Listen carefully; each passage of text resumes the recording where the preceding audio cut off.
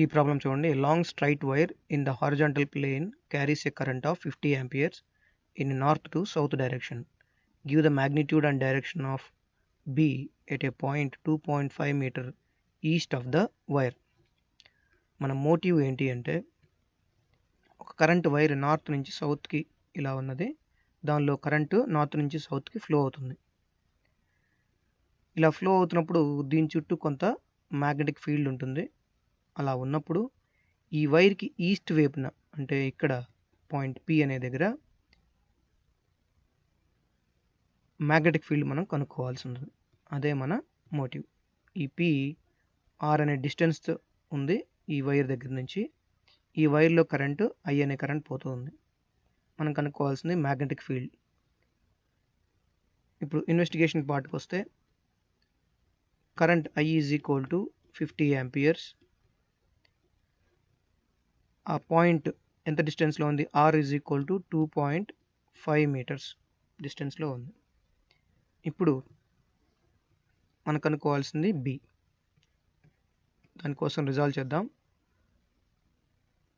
B is equal to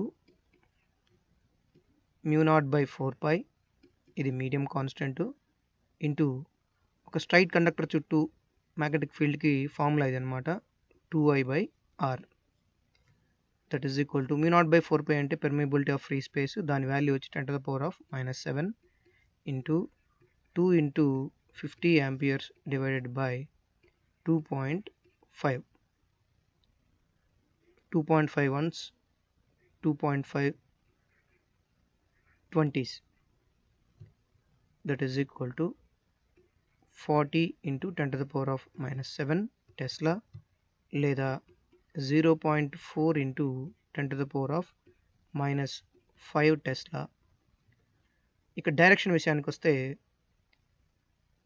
మనం right hand thumb రూల్ని కనుక మనం ఉపయోగించినట్లయితే, ఈ కరెంట్ డైరెక్షన్లో కనుక మన థంబ్ ఉండేట్టుగా ఉంచి మిగిలిన చేతి వేళ్ళు కనుక కర్ల్ చేస్తే, ఇది ఇక్కడ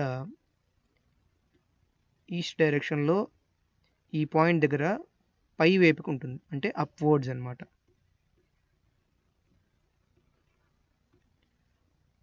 మ్యాగ్నెటిక్ ఫీల్డ్, ఈ పాయింట్ దగ్గర ఉన్న మ్యాగ్నెటిక్ ఫీల్డ్ డైరెక్షను పై వైపుకి ఉంటుంది.